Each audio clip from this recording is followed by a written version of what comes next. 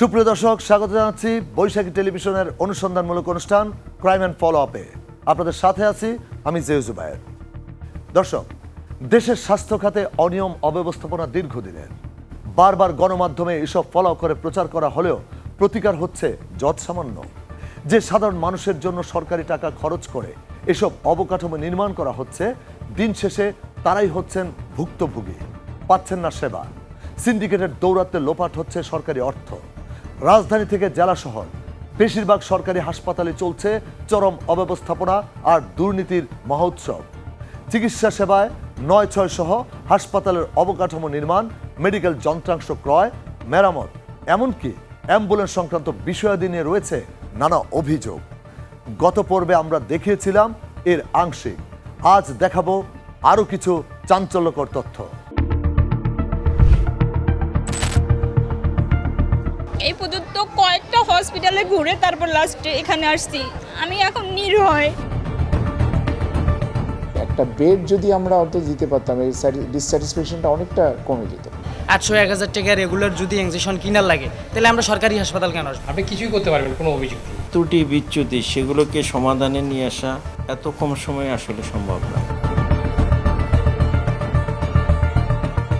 MRI, CT scan, আমাদের এখানে নষ্ট, এবং আমি অনেকবার চেষ্টা করছি এটা নিয়মের মাধ্যমে ঠিক করানোর জন্য।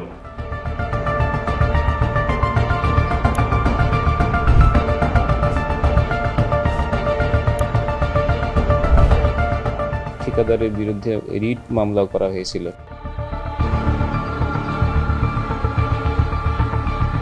এই মুহূর্তে আসলে আমি কোনো মন্তব্য করতে পারতেছি না। 300 টাকার ফ্যানের রেগুলেটর 14,000 টাকা। আমাদের মেইন কাজ হচ্ছে national electromedical medical equipment maintenance workshop.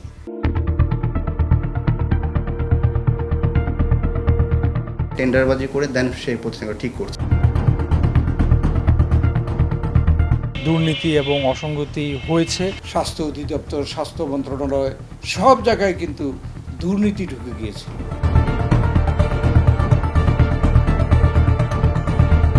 দর্শক, গত পর্বে আপনাদের আমরা দেখিয়েছিলাম সিরাজগঞ্জ শহীদ এম মনসুর আলী মেডিকেল কলেজের দুর্নীতির চিত্র, যেখানে মেশিনের বদলে খালি কাঠের বাক্স দেখিয়ে বিল তুলে হাতিয়ে নেওয়া হয়েছে কোটি কোটি টাকা। অবকাঠামো উন্নয়নের নামেও লোপাট হয়েছে অর্থ। ঢাকার সোহরাওয়ার্দী হাসপাতাল, পঙ্গু হাসপাতালে সেবা নিতে আসা রোগীদের পড়তে হয়েছে নানা বিড়ম্বনায়। কিশোরগঞ্জ শহীদ নজরুল ইসলাম মেডিকেল কলেজের বিকল যন্ত্রাংশের কারণে ব্যাহত হচ্ছে চিকিৎসা সেবা। আবার যন্ত্রাংশ নষ্ট হলে নিমিওএনটিসির দীর্ঘসূত্রিতা, সরবরাহের প্রতিষ্ঠানের যোগসাজশ, নতুন মেশিন ক্রয়ে উদ্বুদ্ধ করা সহ এ খাতের অব্যবস্থাপনার নানা চিত্র। আমাদের আজকের পর্বে আপনাদের আমরা আবারও ঢাকার বাইরে নিয়ে যেতে চাই, দেখাতে চাই চিকিৎসা সেবার নামে কি হচ্ছে সাধারণ মানুষের সাথে, কিভাবে অপচয়, লোপাট হচ্ছে সরকারি অর্থ। প্রথমেই চলুন ঘুরে আসি নীলফামারী জেলা থেকে।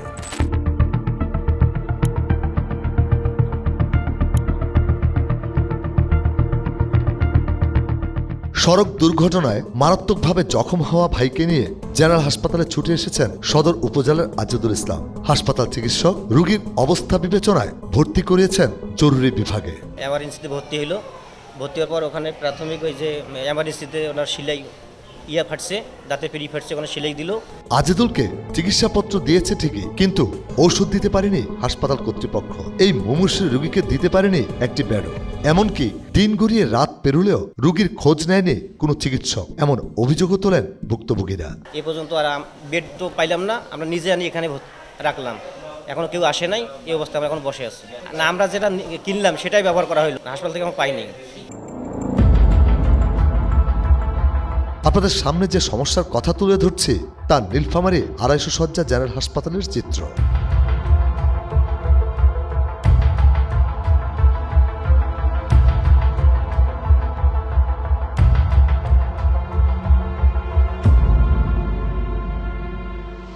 সমস্যা কি শুধু আজিদুলেরই, নাকি শত শত রোগী এই হাসপাতালে এসে প্রতিনিয়ত এমন হয়রানির শিকার হচ্ছেন?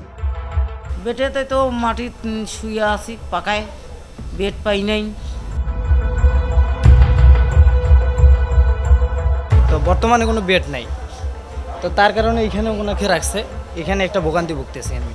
যে পরিবেশ, এই পরিবেশে আমাদের থ্যালাসেমিয়া রোগীরা থাকলে আমাদের রক্ত দেওয়ার সময় আরও অনেক কিছু সমস্যা হয়।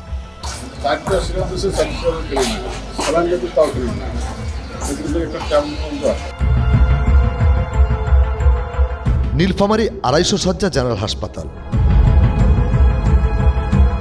অনিয়ম, অব্যবস্থাপনা আর দুর্নীতির অভিযোগ পেয়ে সেখানে সরেজমিনে হাজির হয় team crime and follow up.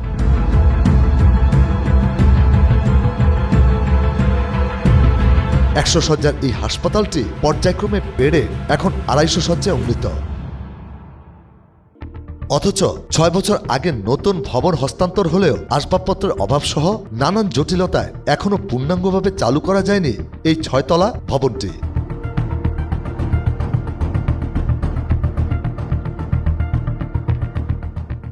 অবকাঠামো বাড়লেও বাড়েনি হাসপাতালের চিকিৎসা সেবার পরিধি। 100 শয্যায় সীমাবদ্ধ থাকায় রোগীরা শয্যা না পেয়ে বারান্দার মেঝেতেই চিকিৎসা সেবা নিচ্ছেন, যা এই সময়ে অমানবিকও বটে। বেড তো পাইলাম না, আমরা নিজে আনি এখানে রাখলাম। তাদের কোনো ফ্রি কোনো ইয়া নাই, যা আমাদেরকে কিনা লাগতেছে, ইঞ্জেকশন, স্যালাইন, এভরিথিং আমাদেরকে কিনে দিতেছে।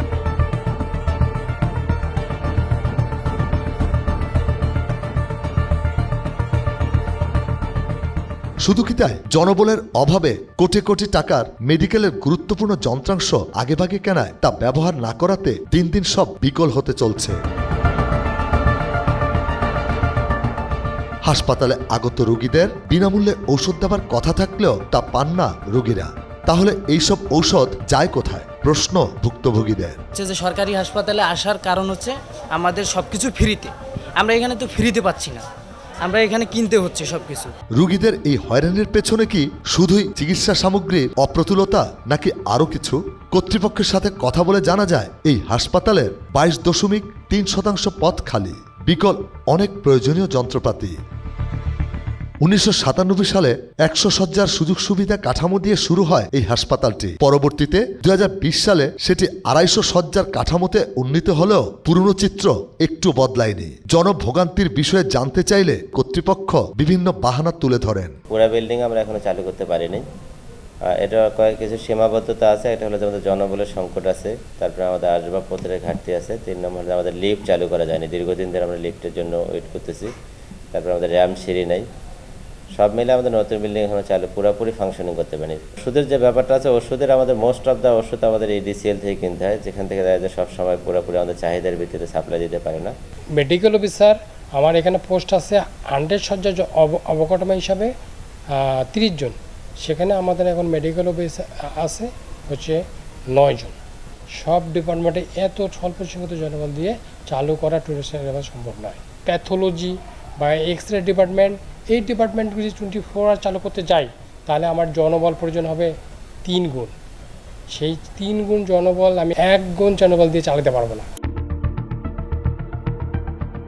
হাসপাতাল কর্তৃপক্ষ বাজেটের কথা বললেও বাজেট পর্যালোচনা করে দেখা যায় নীলফামারীর এই হাসপাতাল বরাদ্দ পেয়েছে 2023-24 অর্থ বছরে প্রায় 15 কোটি 66 লাখ টাকা। 2024-25 অর্থ বছরে তার 2 কোটি টাকা বাড়িয়ে করা হয় 17 কোটি 54 লাখ টাকা।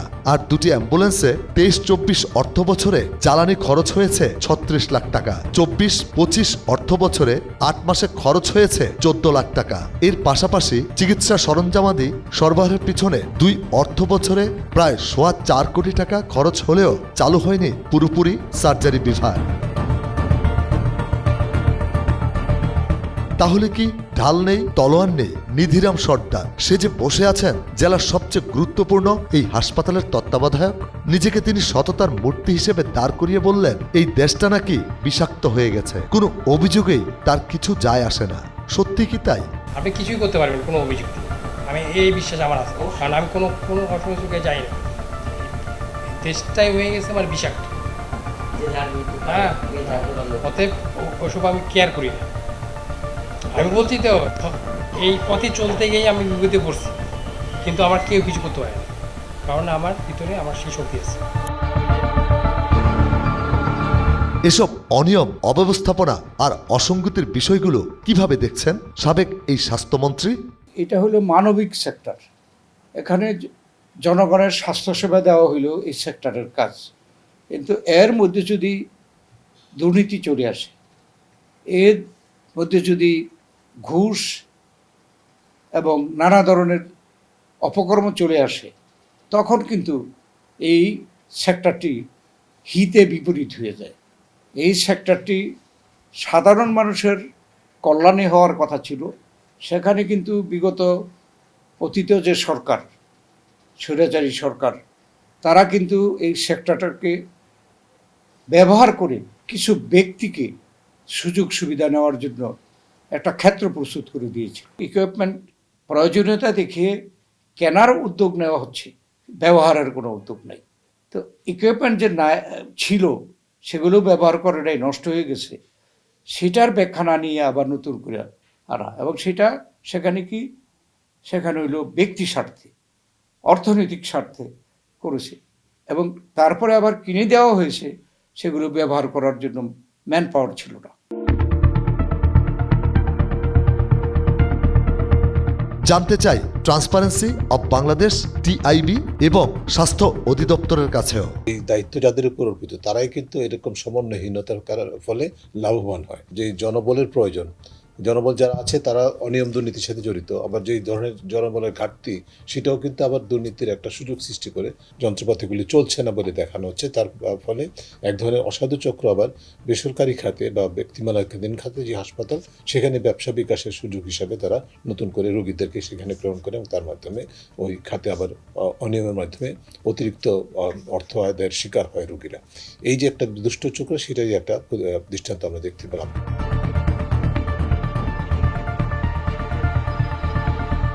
আমি অলরেডি অনেক জায়গায় ধরেন ভিজিট করেছি, অনেক বিল্ডিং হয়েছে হাসপাতাল উপজেলায়, সেগুলো চালু হয়নি।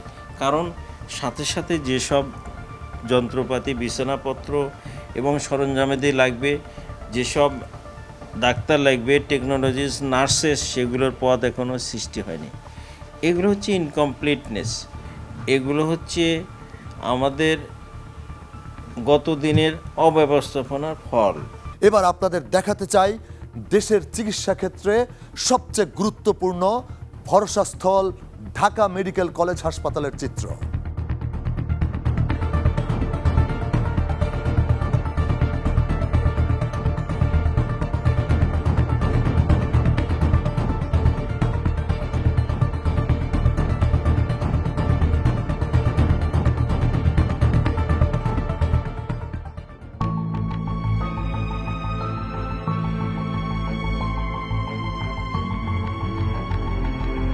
রাজধানীর বিভিন্ন স্থানে ভ্যানে করে হাঁড়ি পাতিল বিক্রি করে সংসার চালায় জসিম নামের এই ব্যক্তি হঠাৎ অসুস্থ হয়ে ভর্তি হন হাসপাতালে। আমি লতিফা ক্লিনিকে নিয়ে গেছি, ওনাদের এখানে এই ট্রিটমেন্টটা হবে না। তারপরে আমি গেছি আপনার নিউরোসায়েন্সে গেছি, ওনারাও বলতেছে আপনি ইয়াতে নিয়ে যান শরৎ দিতে। আমি আবার শরৎ দিতে আসছি, শরৎ দিয়েও ওনারা বলছে যে আমি পারবো না, আপনারা ঢাকা মেডিকেল নিয়ে আসেন। তারপরে আমরা এই ঢাকা মেডিকেলে নিয়ে আসছি। সরকারি বেসরকারি বিভিন্ন হাসপাতালে ঠাঁই মেলেনি তার, কিন্তু অবশেষে ঠাঁই মিলল ঢাকা মেডিকেল কলেজ হাসপাতালে, তাও আবার রোগী নিয়ে স্ট্রেচার আনা নেয়ার পথের এই মেঝেতে। এখন ঢাকা মেডিকেল আইসা কোনো সিট পাই নাই, এখানে এখন ট্রিটমেন্ট দিতে হচ্ছে। তাও আবার ওনারা বলে দিছে আর কি, আর বলতে পারতেছি না।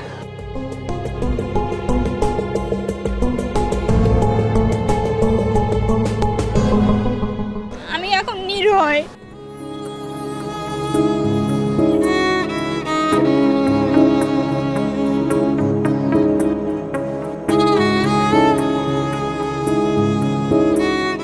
নিউরোলজি বিভাগের অধীনে সে চিকিৎসা সেবা নিচ্ছেন।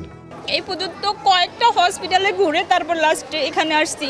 যে জায়গায় নিউরোসায়েন্সে এই ট্রিটমেন্টটা হয় ওইখানে ওনারা রাখে নাই, ওনারা বলছে আপনারা ওখানে নিয়ে যান। আমাকে এত ভোগাইছে, আমি লাস্ট এখানে নিয়ে আসছি ওনাকে। ওনারা বলছে ওনার ব্রেনে রক্তক্ষরণ হচ্ছে, এটা হয় যদি ওষুধের দ্বারা না হয় তাহলে অপারেশন লাগবে। ট্রিটমেন্ট দিচ্ছে পর্যাপ্ত পরিমাণ, এখন সিট নাই সেটা ওনারা বলে দিছে, কিন্তু আমি তো নিরীহ, এখন আমার কিছু করার নাই, আমার ট্রিটমেন্ট নিতে হবে। যার কারণে আমি এখন নিজেই ফ্লোরে বিছনা পেতে তারপরে ট্রিটমেন্ট নেওয়ার জন্য রাখছি।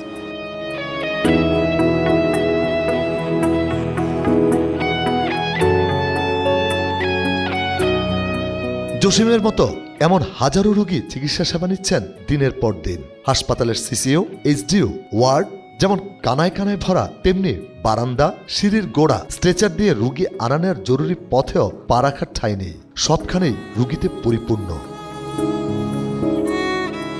রোগীর সাথে আসা অ্যাটেন্ডেন্টরাও মেঝেতেই কোনোভাবে আশ্রয় নিয়ে রোগীর সেবা করে যাচ্ছেন।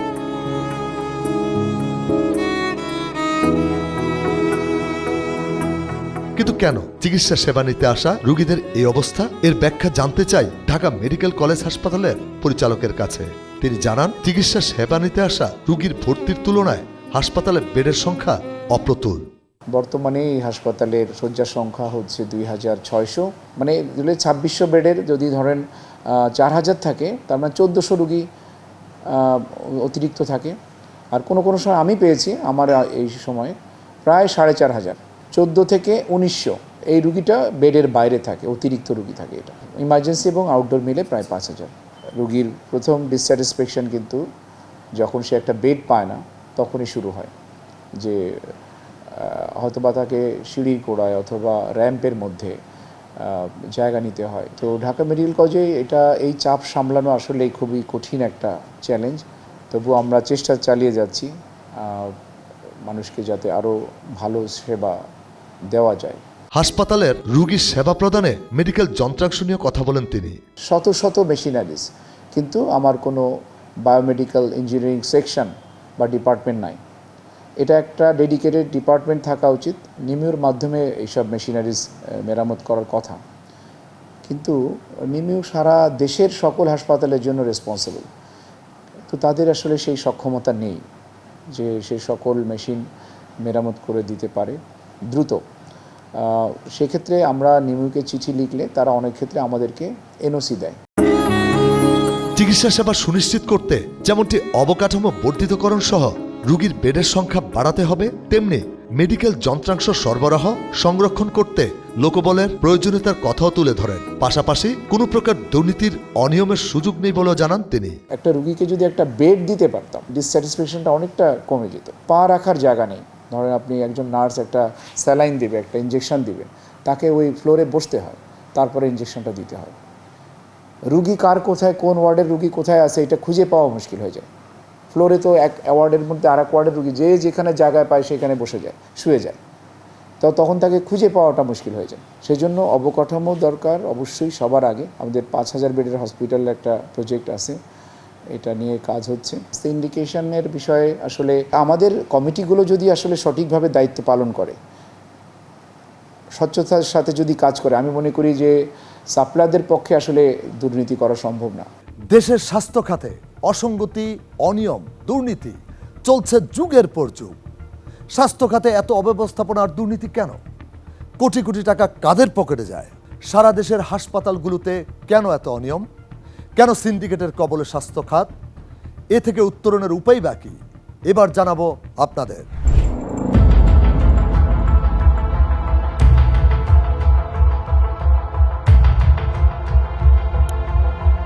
আমরা এখানে তো ফ্রিতে পাচ্ছি না, আমরা এখানে কিনতে হচ্ছে সব কিছু। স্বাস্থ্যসেবা খাতে দুর্নীতির অভিযোগ দীর্ঘদিনের। অব্যবস্থাপনা, অনিয়মে ভুক্তভোগী দেশের কোটি কোটি মানুষ। এই খাতকে শক্তিশালী ও চিকিৎসা সেবা ত্বরান্বিত করতে কি উদ্যোগ নিয়েছে স্বাস্থ্য অধিদপ্তর, তা জানতে চাই আমরা। বড় বড় ভারী যন্ত্রপাতি আছে, কেনা হয়েছে, কিন্তু ব্যবহার হচ্ছে না। কিসের জন্য? জনবল নাই। বাক্সবন্দি এখনও বের করা হয় না এরকম যন্ত্রপাতি।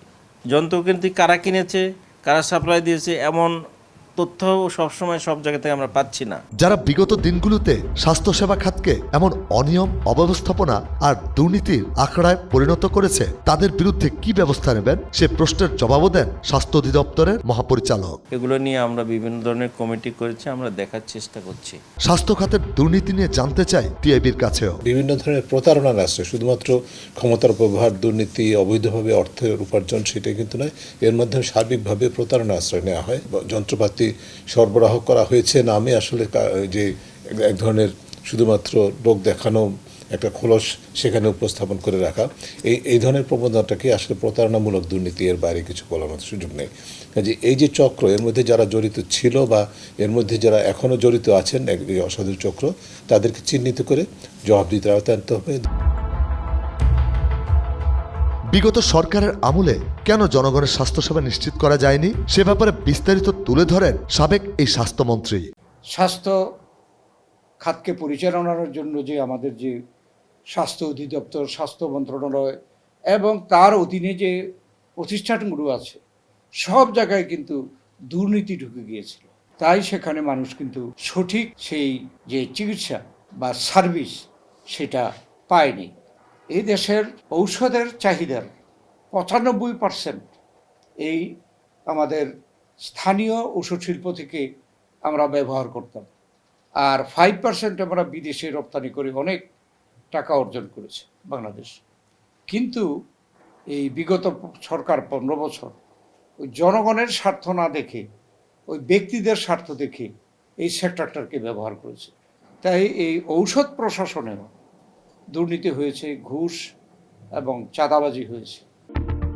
তিনি বলেন, বিশ্বমানের স্বাস্থ্যসেবা এই দেশে বাস্তবায়ন সম্ভব। যুক্তরাজ্যের ন্যাশনাল হেলথ সার্ভিস আদলে সার্বজনীন স্বাস্থ্য ব্যবস্থা গড়ে তোলা, গ্রামীণ স্বাস্থ্য সহকারী নিয়োগের ব্যাপারে গুরুত্ব আরোপ, রোগী ও সেবা প্রদানকারীর জন্য সমতা ভিত্তিক আইন প্রণয়ন, উন্নত বিশ্বের মতো সবার জন্য বিনামূল্যে চিকিৎসা সেবা প্রদান, ঔষধের গুণগত মান বৃদ্ধি ও রপ্তানি সহ 11টি প্রস্তাবনার কথা তুলে ধরেন বিএনপি স্থায়ী কমিটির সদস্য ও সাবেক এই স্বাস্থ্যমন্ত্রী।